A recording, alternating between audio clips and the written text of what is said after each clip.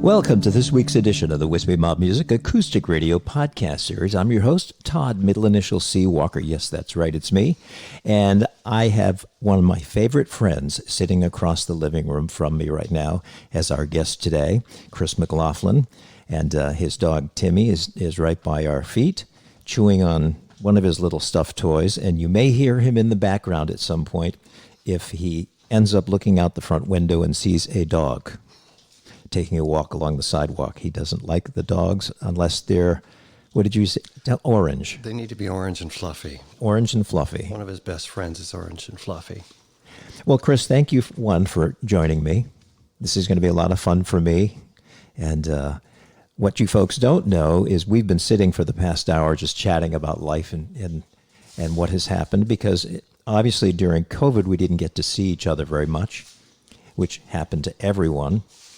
And so we had not had a chance to really catch up on life and what was going on in our particular lives during that time. So this was a fun day to do it. And now we're going to talk about Chris and guitars and music and things like that.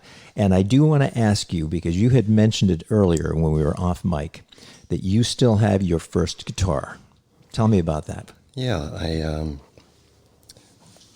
I wanted to play guitar probably from second or third grade on, because as most men and women who were born or raised in the 50s and 60s know in their heart, at the back of every comic book there's a picture of a young guy sitting at the beach, and he's got a guitar in his hands, and sitting across from him is a young woman in a hoop skirt.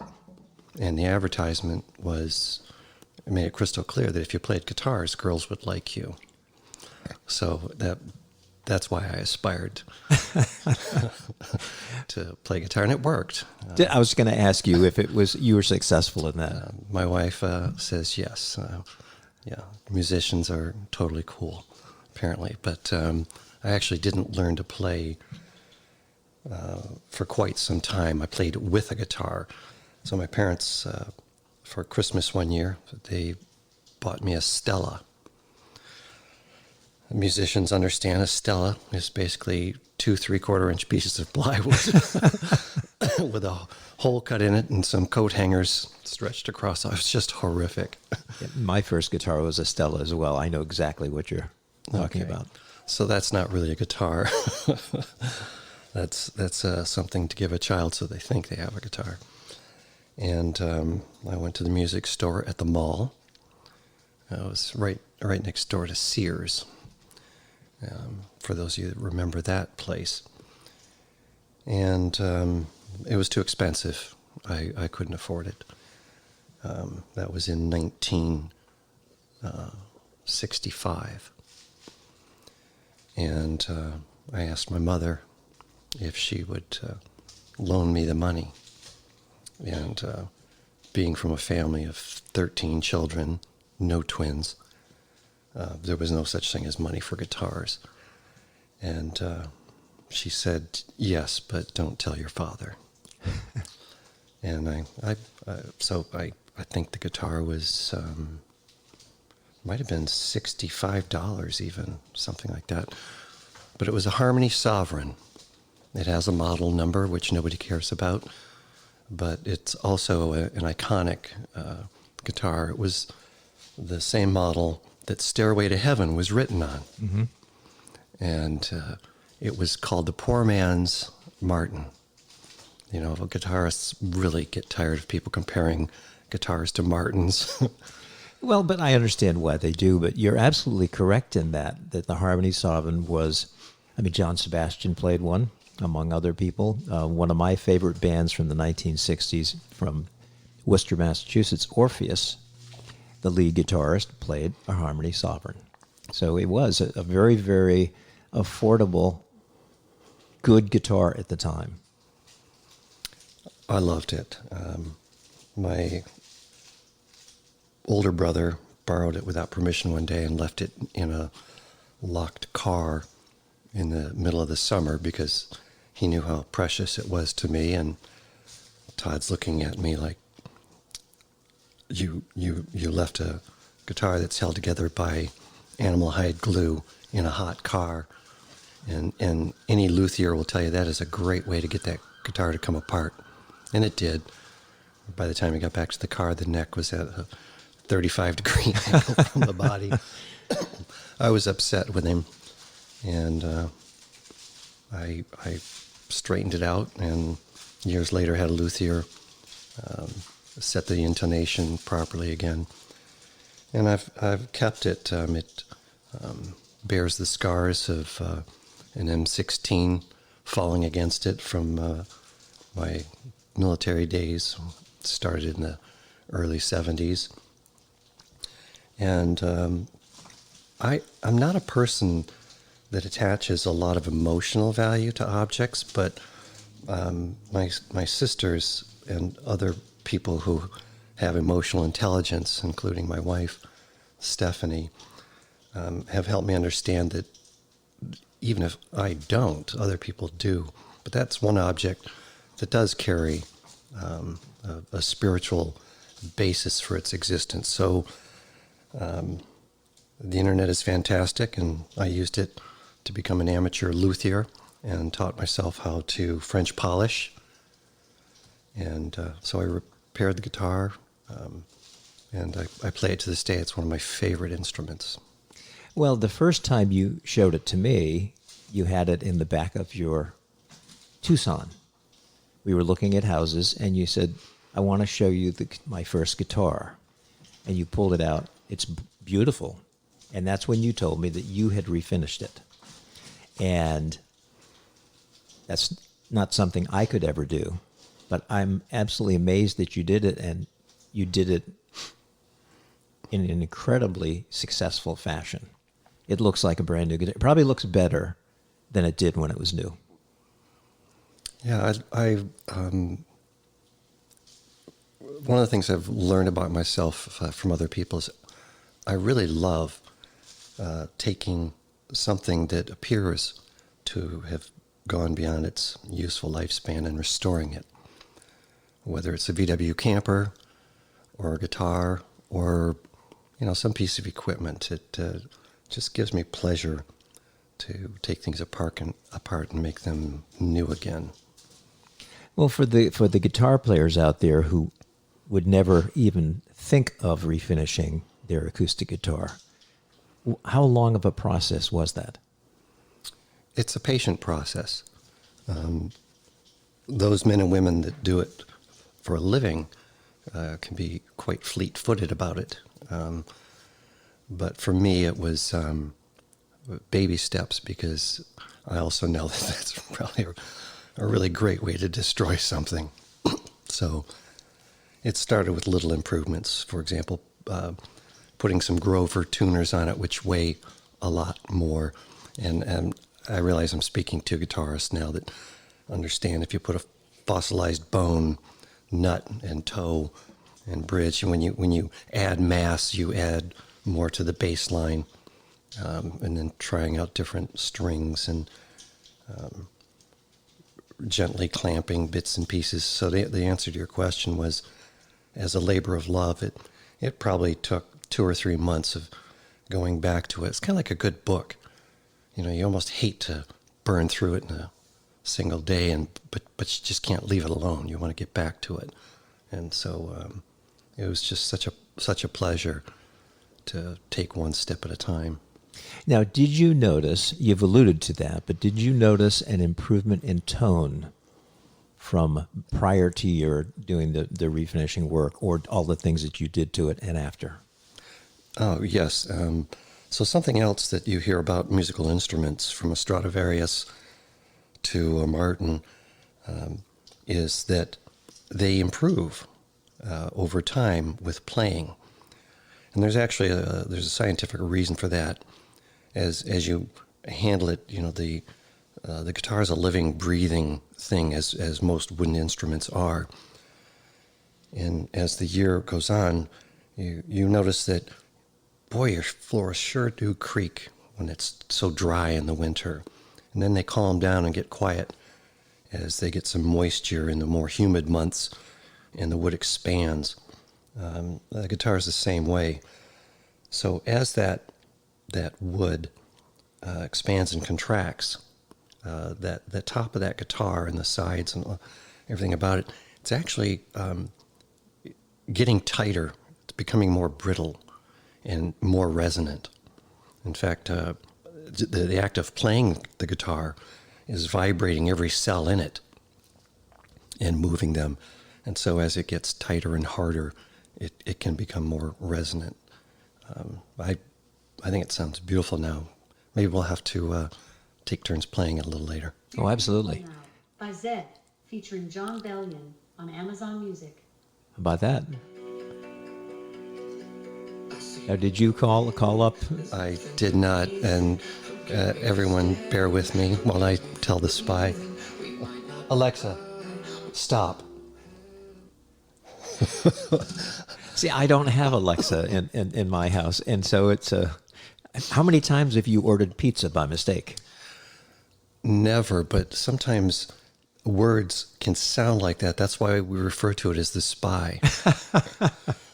We literally will sit around and do an experiment and talk about, wouldn't it be great if we had a moped? I would love to purchase a moped. And then just wait to see how long before suddenly in your feed on whatever social media or even in your browser, and suddenly there they are. You know, I'm looking for tickets to Italy or some location, and there's an ad that says, do you want to rent a moped while you're there? You know, It's almost scary. I mean, I shouldn't say it's almost scary. It is scary. absolutely. I had someone tell me one time, and what didn't tell me, told the whole room, it was a real estate seminar or something where they were talking about economics and financial things, and he held up a credit card, and he says, how many of you folks in the audience have one of these? Of course, everybody raises their hand. He said, do you know that little strip on the back, the magnetic strip? Everybody goes, yeah. And he says, if you knew what was on that, you would throw the thing away and you'd put it in the dumpster. He says, your entire life is on that little magnetic strip, which is similar to, you're right, when I will inquire about something online, and when I go to check the news or I go to check whatever, there are the ads for that, just like you said, the moped ads. It's amazing. Those cards, if you pull the one out that you're in your wallet now, there are 3 technologies in it. Well, technically, I guess you would say there are 4. If you could go back in time, you could still roll a carbon paper over that and make a purchase with it. That's one technology. The mag strip, as you referred to, that's the second. And you're right about the amount of data that's there. And the other 2, one is the chip. Back years and years ago, the Europeans were using what's called a smart card dumb terminal, while Americans were using a smart terminal dumb card. It didn't have that chip. That also is packed with information. And then the last one is called a Wiegand wire. Your card is actually a transmitting device. It's the same technology that you use when you approach your car and when you touch the knob, the handle, it unlocks for you, or you can get inside and push a button and you don't have to insert a key. It's a fascinating topic. The whole purpose, security is inconvenient. That's its whole function. And it's all time motion studies, starting with the first car that was made. Well, didn't have to have locks. I mean, who's going to steal a car for Pete's sake? You know? Especially when your favorite mode of transportation was the horse sitting out front. Yeah, I mean, there's only 3 people in town that owned a car. And, you know, it wasn't going to be hard to figure out who had a new car. Very funny. I'm not a huge fan of the electronics in newer vehicles. especially after reading a novel titled 1 Second After. I don't know if you've ever read it. I have not. And it is the basic premise of it is this fellow lives in a small town up in the mountains, not too far from a major city. He's okay. Timmy is deciding that he wants to chew. Todd's the first person that he's chewed on besides me. He's absolutely forbidden from doing exactly what he's doing now. He's playing with Todd. He's devouring him very gently. And tell everybody who Timmy is. Timmy is a 12-pound Yorkie, and like most dogs, he believes he's a 200-pound Beowulf. A very sweet boy. Loves people. Oh, he's a wonderful dog. He really is. And the only part of a body that makes any fun is the hands, because that's where all treats and toys come from. So if Todd tucks his hands behind his back, Timmy will be confused and he'll go away. Except he's not. Well, Todd's leaning forward, so he's giving him access. Was that you? Oh, that was this. That was the toy. Yeah. But to go back to 1 Second After, what ended up happening was one of the enemies of the country, not named in the novel, set off an electromagnetic weapon, and everything that was run electronically stopped. And so the novel was how they progressed over a year or more and lived without having all that refrigeration. Cars wouldn't work, planes fell out of the sky, things like that. So it almost scares me sometimes that so many things have become so automatic, like my new old Mini that I told you about when I arrived, where the locking system doesn't function accurately anymore. And so it will lock itself when you shut the door sometimes, and then other times it won't, or it is locked and you go and you hit the button to unlock it, and it unlocks it for about a half a second, and then it locks itself. And you go back and forth doing chick, chick, chick, chick, chick. And what you have to do is beat it to the punch and open it, and then you hear this click, click, click, click, click, because it's angry at you. So I'm not a huge fan of that, but that's the way of the world.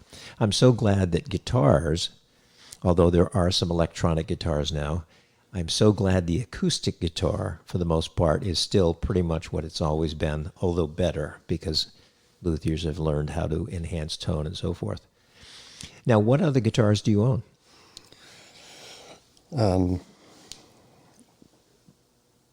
That's a really fun question.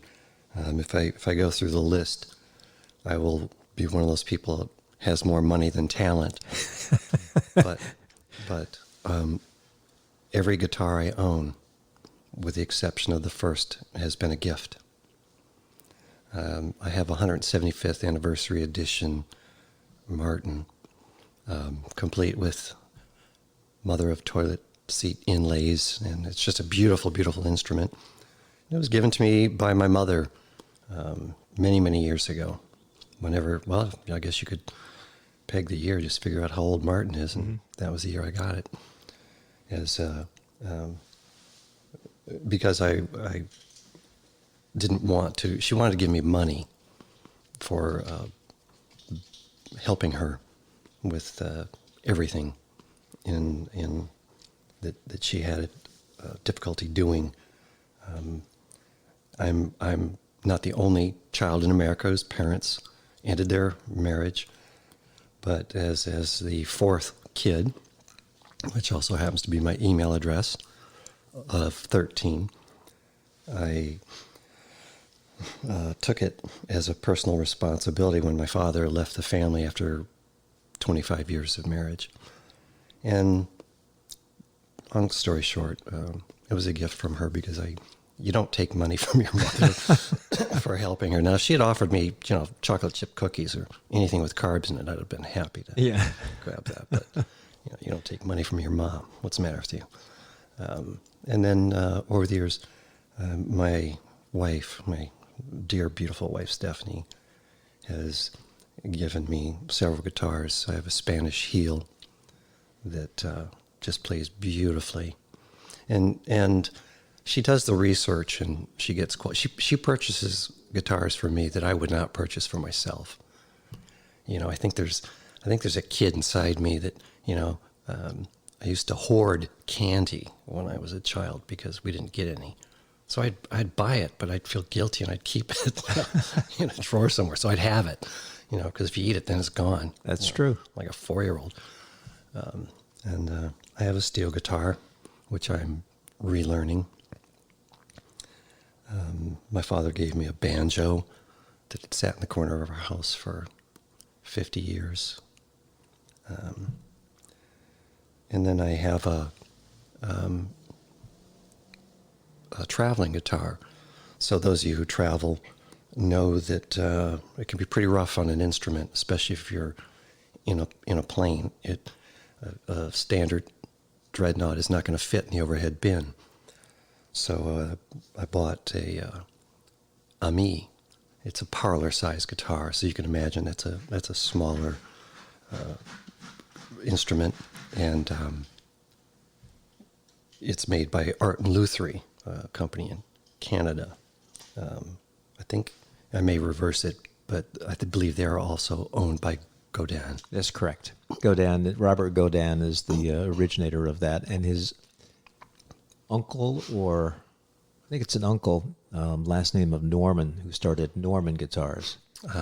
The Guitar de Norman, or whatever it's called. I own one of his recent purchase, which I probably should not have purchased, but anyway. Those of you who listen to Todd's podcast know he is a walking encyclopedia of luthiers, guitar makers, and he has collected more guitars than he can probably remember. Some of those purchases have made him cry himself to sleep at night. The ones that I shouldn't have sold are the ones that bring tears to my eyes. Yeah, and then I've got just a variety of smaller instruments. And what's that thing with the little metal strips that you play with your thumb? It's a kalimba. Kalimba. And people call it a thumb piano. I love that little thing. I wish we should probably be doing this podcast up in the music room. It probably would have been a smart thing to do. You're right, and didn't even think of it. This is a device. It's a gourd with metal prongs attached to it, and like many acoustic instruments, it makes music by resonating it. It vibrates the air. Or in turn, it vibrates the wood more accurately. When you pluck the string or you depress the little metal tab, so the wood is, picture in your mind, it's hopping up and down at the frequency of the object that's vibrating against it. You can do a very interesting experiment with your telephone, for example. Play some music on your telephone, and then press it against a wall, a large wall, or press it against a cabinet with a thin wood veneer on it, and listen to the difference in sound. So that's what's happening with the kalimba.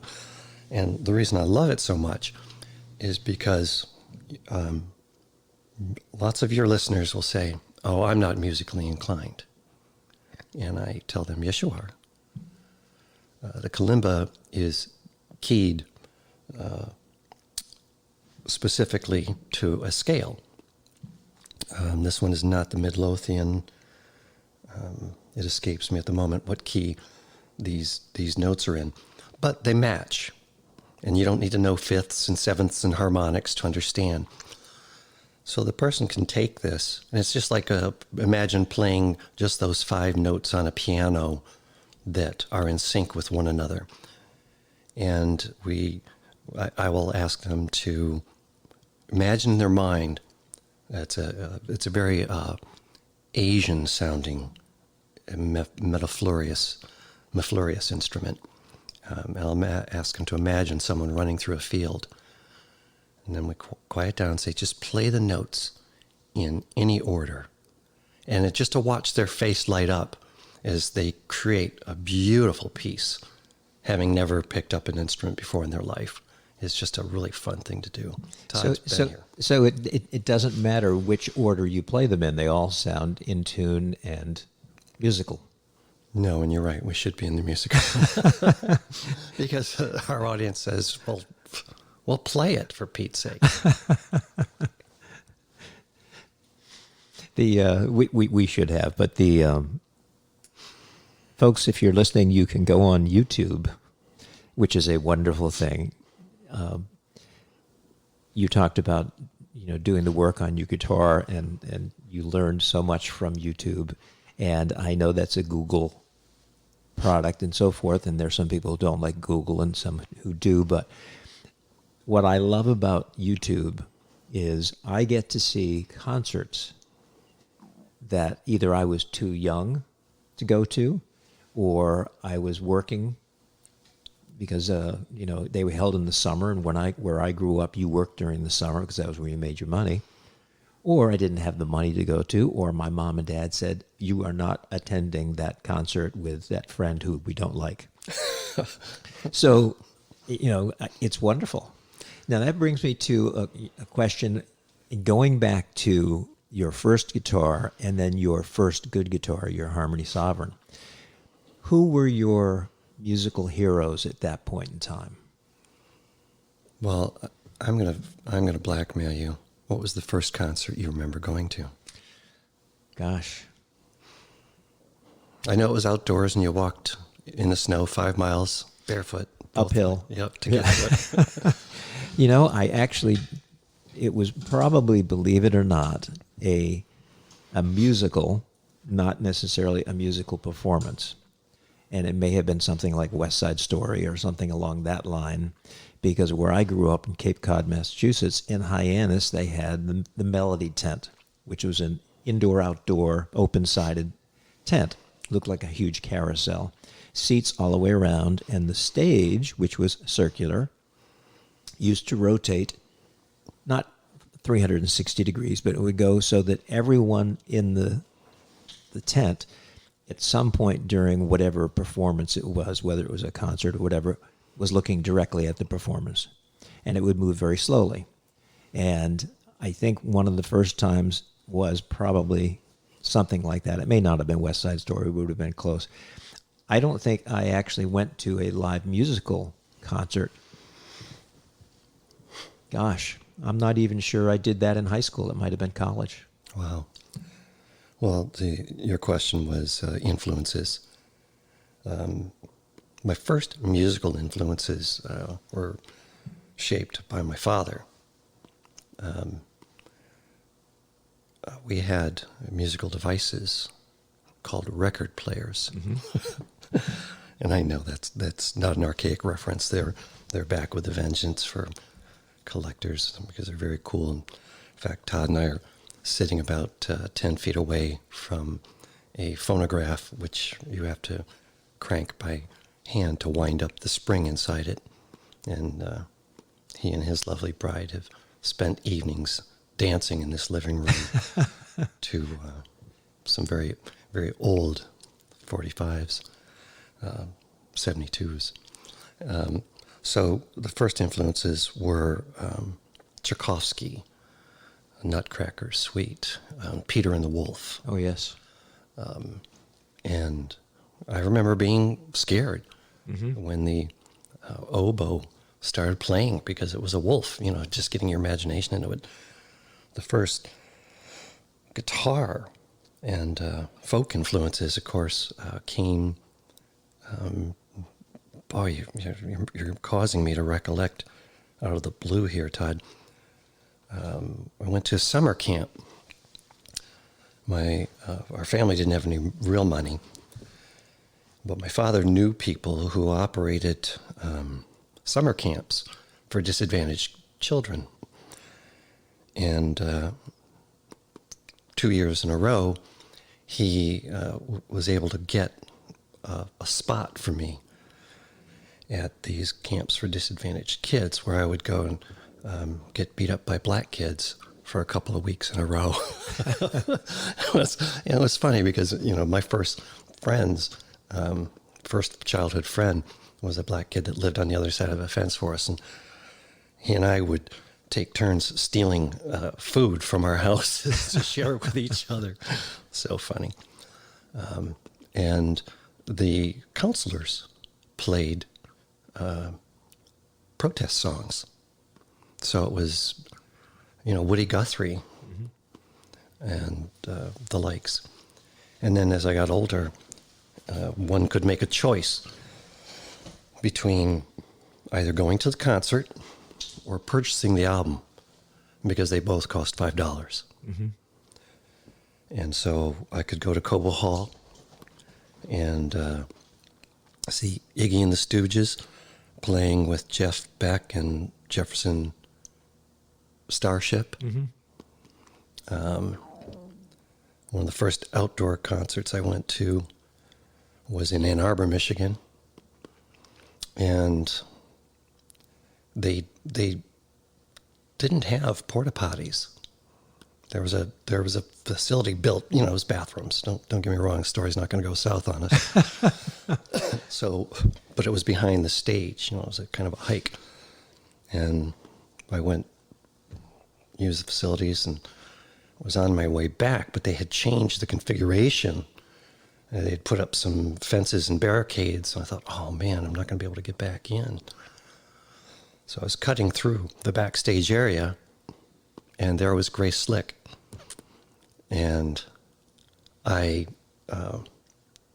melted, as only a 13 or 14-year-old would do. And I announced to her, "You're Grace Slick." She apparently knew that already. And I just, like a doofus, I said, I love you. And she said, "Aw." And she hugged me. Aw. Yeah, I haven't washed my face since. So that was my brush with fame.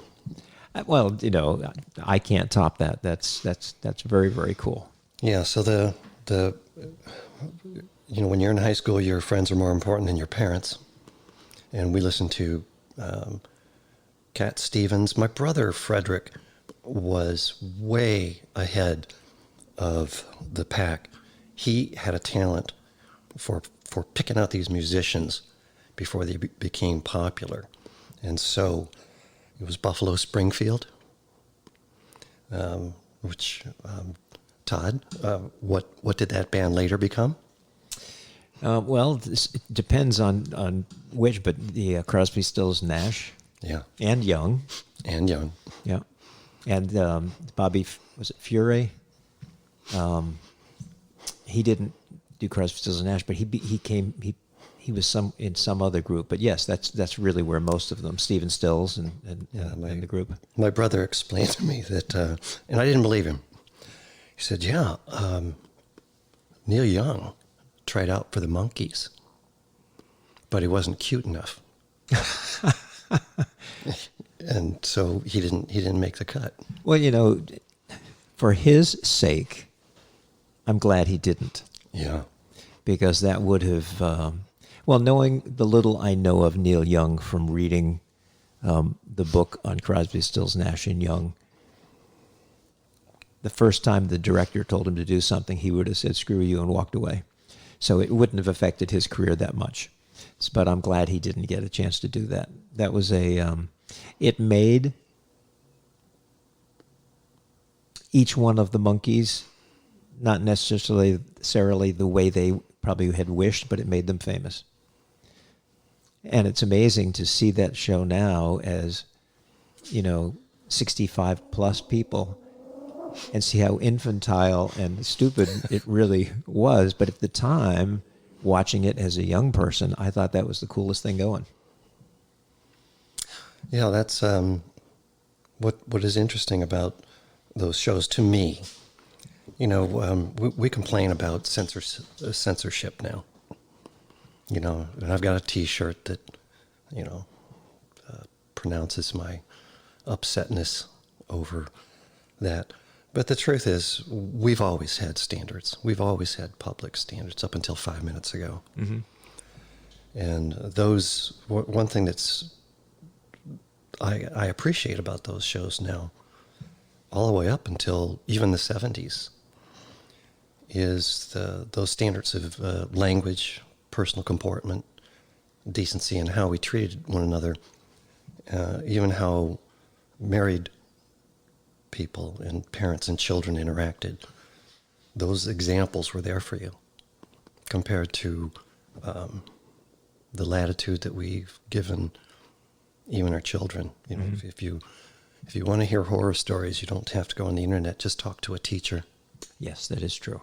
I know many educators who are now doing something else for that very reason. It just it became less about educating than it did about other things. So they decided that probably wasn't the spot for them any longer. Speaking of the Monkees, however, I did see, speaking of YouTube that I referred to earlier, they performed as a trio. This is after, what's his name, left the group, the banjo player turned bass player, Peter Torkelson, or Tork. They were on the Johnny Cash television show and sang a song that I had never heard them sing.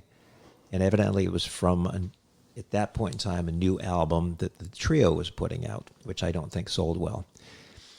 But it was amazing how cool and zany they were on someone else's television show, and then to see Johnny Cash join them and be just as zany, because he wasn't known for being zany and kind of necessarily fun, other than Boy Named Sue.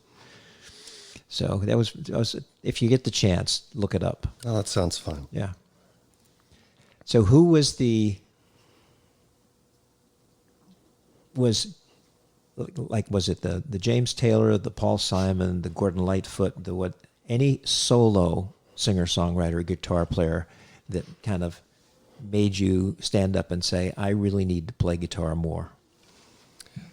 It really, the wanting to play more, and then, well, like all amateur musicians that have a passion for listening and playing, the guitar comes and goes in your life. Mm-hmm.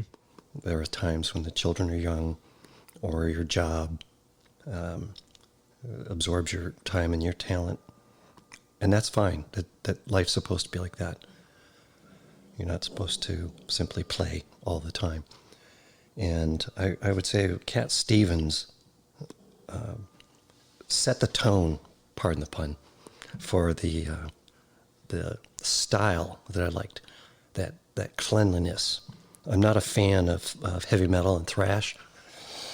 I know why it would appeal to a broad group, but it's music that leaves no space unfilled. Mm-hmm. And I like the clarity in it. I've told Todd before I can't sing, and he disagrees with me. Yes, you can. And so, in deference to Todd, I can sing. And people who love me have said, stop. So yeah, I can sing, sure.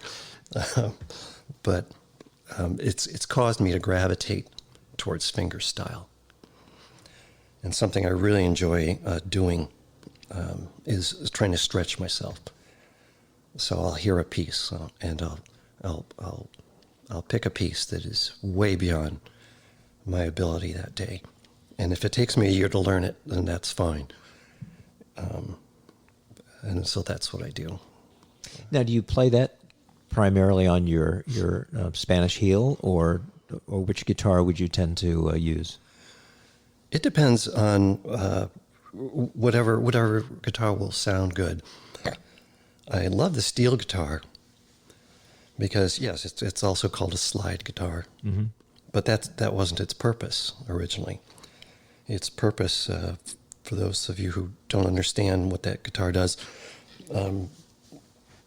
the speakers, if I may use that term, originally were these large brass horns that amplified the vibration of the record that they were ultimately attached to by a needle.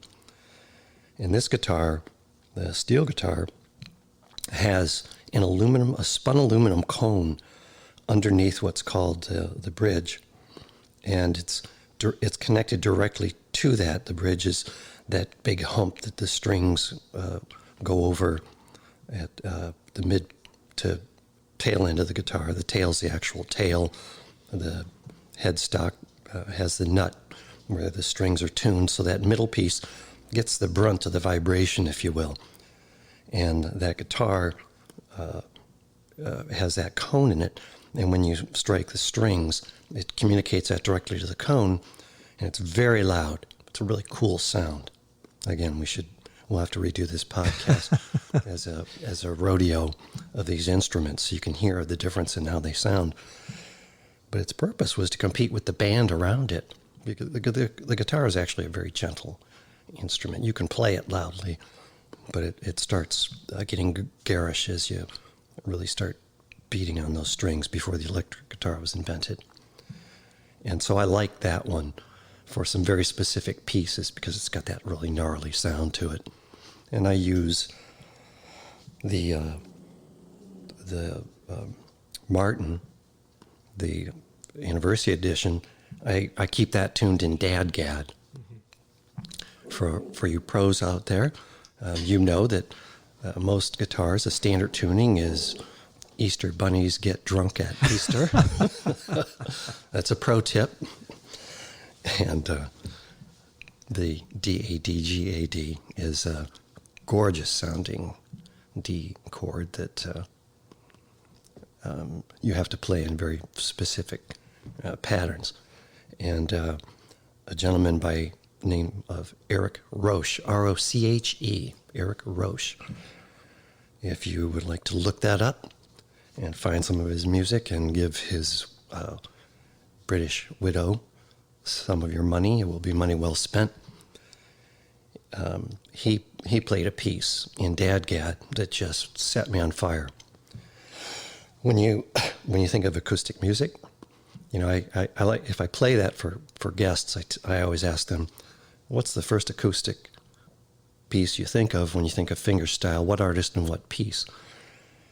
And it doesn't matter what they say. They'll you know, Gordon Lightfoot or James Taylor, and I'll say that's absolutely right. It's Van Halen, and the piece that he wrote, that he adapted, is called Jump. Yeah. And it's just a stunning piece. So I really love that. I like to play that. So it took me a year to learn how to play in DADGAD.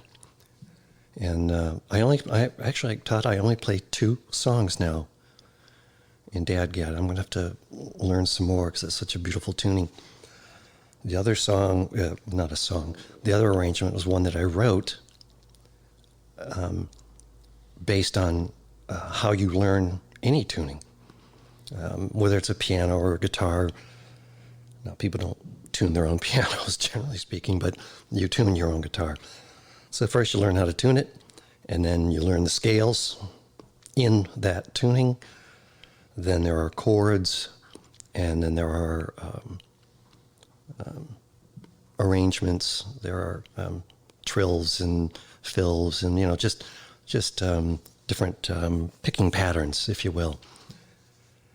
And as I was performing these, in order to learn DADGAD so I could play this song, an arrangement emerged out of that, out of me warming up.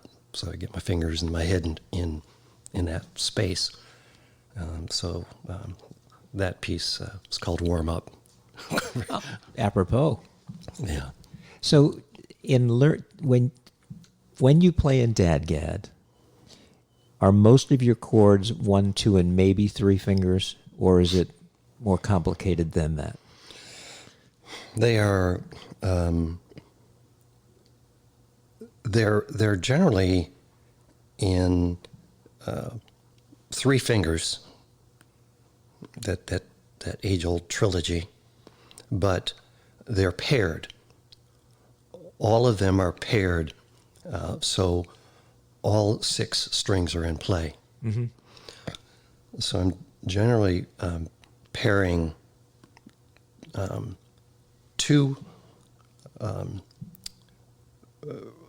acoustically resonant notes with a bass line, which is also in sync with those notes. So think of it as when you're tuning a guitar, it takes place at the 5th fret. And then, of course, on the G string, it takes place on the 4th fret. But you can tune your guitar, and you should, on another octave up. And that's what led to me pairing octaves, I think probably all 14 octaves, all the way up and down the neck, with each other, just because it's so pretty and everything is in such sync. Well, I know that dadgad, and I do play in dadgad, but I don't tune my guitar to dadgad. I use the partial capo. And since I tune my guitar a full step down instead of E to E, D to D, when you put that partial capo on the 2nd fret, you're now in dadgad if you play above the capo. The beautiful thing about a partial capo is you can play behind the capo on the strings that are the capo's not on. Right. It just depends. It works much better if you're on the 4th fret. And I have tried to tune my guitar to dadgad and play the same songs or the same chordings that I do when I have the partial capo on, which is effectively in dadgad, and it does not sound the same to me. So the few times I've tried it, so I give you credit for being able to work around it. I think my patience is not there. I need to sit down with it for a much longer period of time, maybe like a half hour, 45 minutes every couple weeks or whatever, just to get more familiar with it, because I'm not familiar. But it is, you're absolutely correct, it's a very pleasing sound, and Celtic music, a lot of it is in dadgad. Yeah, you're pointing out it's most likely the 2nd D on your G string that is the missing piece. Mm-hmm. If you had two partials, if you try it there, it's probably gonna that's who's hiding from me. And I see a lot of players do what you're doing, but I know why you go down a half step, because that's where your voice sounds lovely. But they'll do, and I think I've heard you play in drop D. Occasionally. Take the E, so you can get a lot. There's a piece I haven't done in a long time, She Begs, She More, in drop D. And that's a really pretty piece to play. It just changes the whole intonation. It is amazing to me how tuning that low E string down to D and then strumming a D chord, because you can play all 6 strings. Yes. Whereas before you have to mute that low E because it just doesn't work with the D chord. And it is the equivalent to me, one of the first chords I will play on the guitar. Like if I go to a guitar shop, the first chord I will play on that guitar is a G. Me too. Because those 2 low strings just make or break the guitar for me. Because I like a guitar with a lot of resonant bass in it. Because I'm a soloist. So I don't have a drummer. I don't have a bass player. I need to fill that low end. I don't have an especially low voice, so I need that. And so that's the first chord. But when you do tune down to a drop D, boy, that D chord sounds wonderful. Yeah, you remind me on my Martin, when it's amped, it's a fist fight. Yeah.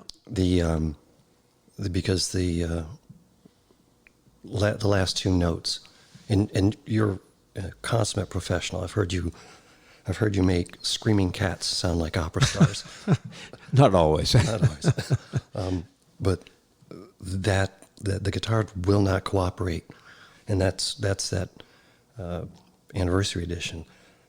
The other Martin that I have was a gift from my spouse, and that's just the classic HD 28. Their classic herringbone Dreadnought. H standing for herringbone, D standing for Dreadnought. You know, it's interesting when you mentioned the that anniversary guitar, the Martin, that it doesn't like to be amplified, or it just doesn't. I have 2 guitars right now which are acoustically sitting on the couch, unplugged, are my favorite guitars to play. They're just easy. Everything feels great. Is that the Washburn? No, I have a, believe it or not, a Seagull. Oh yeah, I've seen. And I've played that. I think you no, loaned it no, to me, didn't you? no, that was a Blue Ridge that I lent right. you, but which I also really really like. I paid so little for it, I can't justify selling it because I don't tend to play it that often. It's one of my songwriting guitars though, because it's very comfortable to hold. Your elbow's not way up. But this Seagull, the reason I purchased it is my favorite color is blue, and Seagull for a period of time had where they stained their cedar tops and their laminated cherry back and sides. They stained denim blue. Now they just do them in red and black and natural. Very short-lived denim blue. I don't know why it didn't sell better, but it didn't. And so I saw this on eBay or Reverb, discounted, nothing wrong with it. And I think the reason it didn't sell is nobody wants a denim blue guitar. So I purchased it. I love it.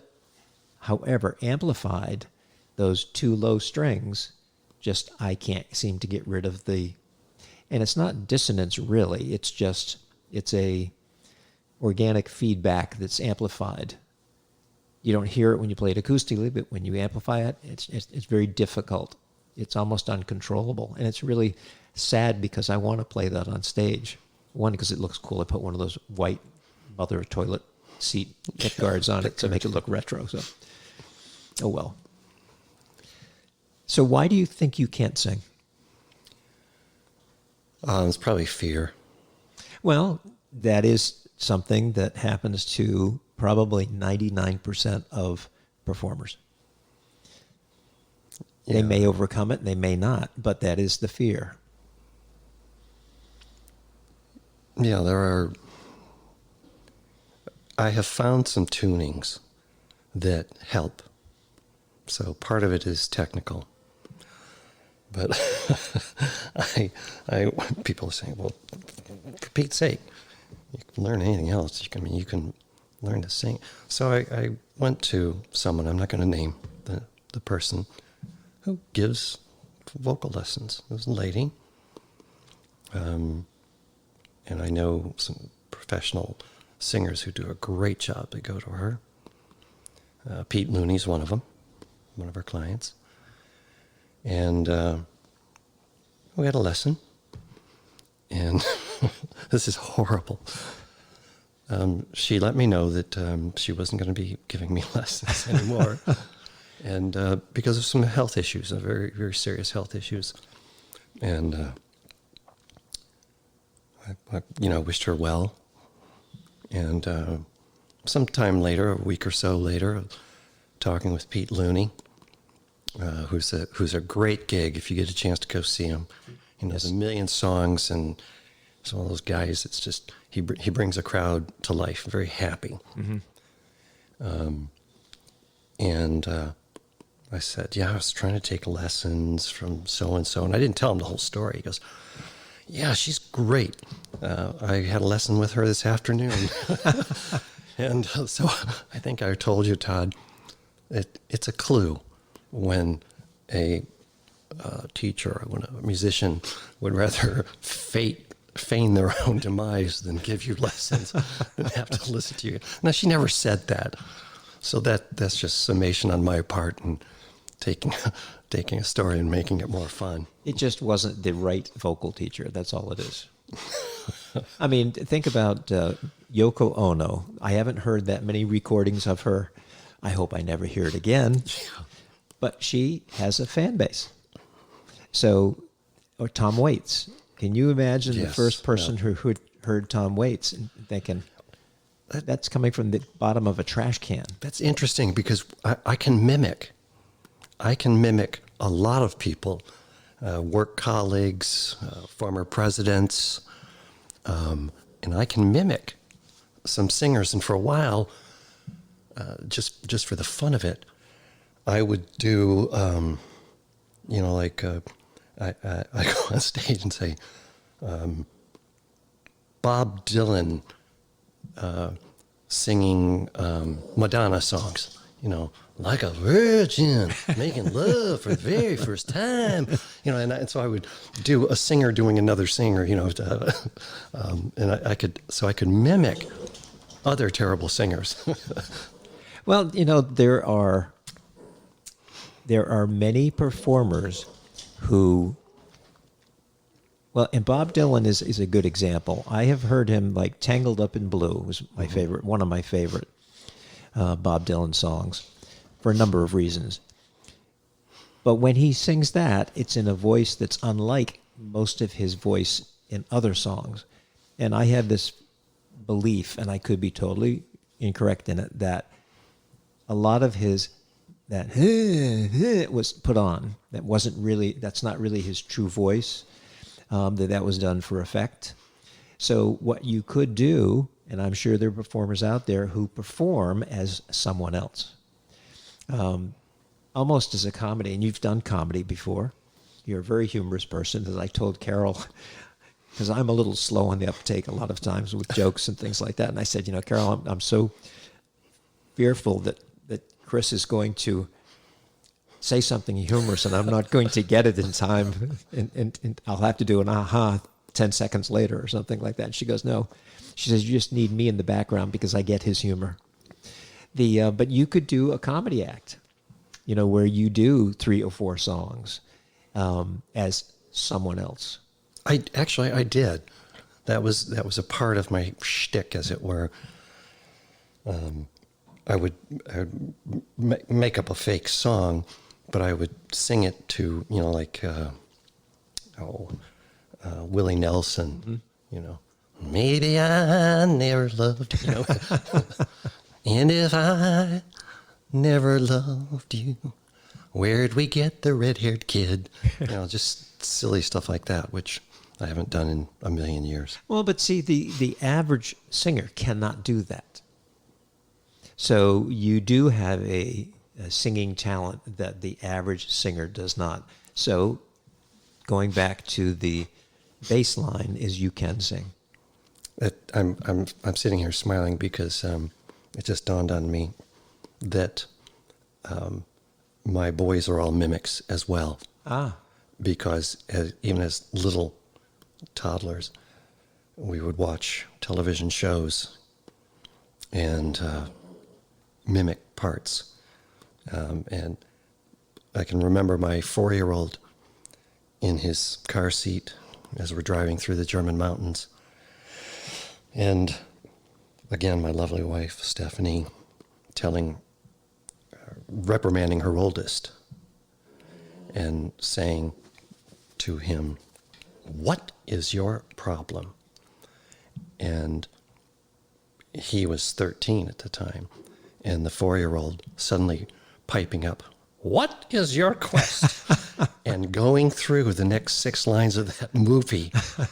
And my wife looking over at me and saying, and she said, "What have you done with our child?" And he was so good that he could be in trouble. And his mother, and we're always very gentle with the boys, use your words. And she would say, "Matthew, I am not pleased about that. In fact, I'm disappointed." And he would suddenly go into this Monty Python little old lady, "I shan't be pleased with you anymore." and he could get, because she couldn't help it. She'd say, That's not funny. "No, it's not funny a bit, And she couldn't help it. She'd start, "I'm going to kill you. And then you'll be dead." "I shan't be pleased if I'm dead." It's terrible. I just realized that. Well, this has been a lot of fun. Thank you very much. I hope you've enjoyed it. And you sound wonderful on mic, by the way. I will take your advice, and I will start practicing pretending I'm someone who can sing. Well, and you can. I've heard you sing. As I told Tommy 1M Wright, who's a good friend of ours, one time, and he was bemoaning the fact that everyone around him at that point in time, there was about 5 or 6 of us, kind of budding, performing singer-songwriters. He says, I desperately want to get gigs and perform, and all of you seem to be getting them, and I'm not. And so I keep asking people, what should I do? And they say, we should smile more, and you should do this, and you should do this. He says, I do all those things, and it's not helping. And I said, Tommy, just be who you are. Yeah. And just do it, and you will acquire an audience of people who like what you do. Because none of us can become somebody else. That's just, we can fake it for a while, but that's being dishonest with yourself and with the rest of the world. And lo and behold, about a year later, when they have that, I've forgotten what it's called, where all the potterers open up their shops over a weekend, or maybe it's every weekend for a month. And I'm looking at the list in the news post, and it's performer Tommy when I'm right, performer Tommy when I'm right. And I'm thinking, I didn't get invited to those gigs. So he was able to do that. So well said. How many musicians have said it didn't start working until I quit faking it. Yeah. And for those of you listening, the sounds that sound like we're both really hungry or have stomach issues, actually it's Timmy looking out the window. At a squirrel or another dog or whatever. And this has been a lot of fun. I do appreciate it. And I look forward to seeing you more often now that we're kind of out of that, or semi out of the self-imposed, whatever you want to call it, jail. Yeah, we're no longer in St. Helena. That is correct. So thank you very much, folks, for listening to the Wispy Mountain Acoustic Radio podcast series. I love doing this series, chatting with friends and people, because I've chatted with some performers who I respect, but I'd never actually had a conversation with, and it's been a whole lot of fun. I hope you're enjoying it. The show is produced by me, Todd Middle Initial C. Walker, generally out of my Frederick, Maryland studio, but today, and occasionally I go on location like I am today with my good friend Chris McLaughlin. And Chris, thanks again for letting me come over. What a pleasure. Next time, in the music room.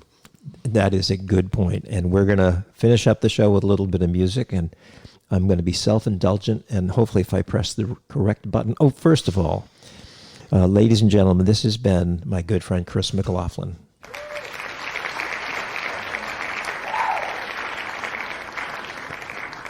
They like you, Chris. And here we go with a little bit of music. Thanks again for listening, folks.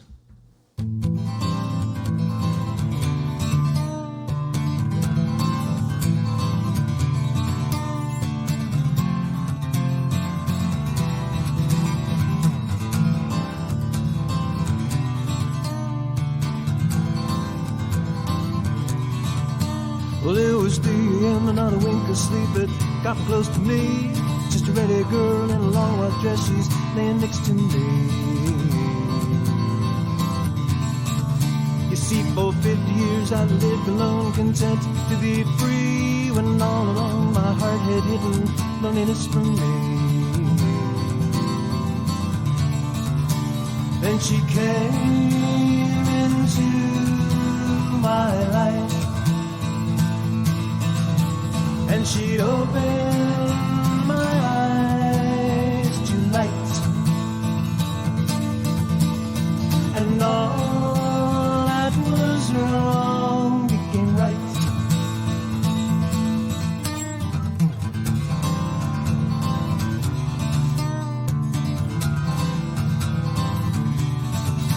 You see, my ears were dead to the emptiness for all those many years. I didn't have the common sense to read behind the tears. Then she came along, she took a look at me and solved her all my fears. She sat down and made me think of all the empty years. Then she came into my life, and she opened my eyes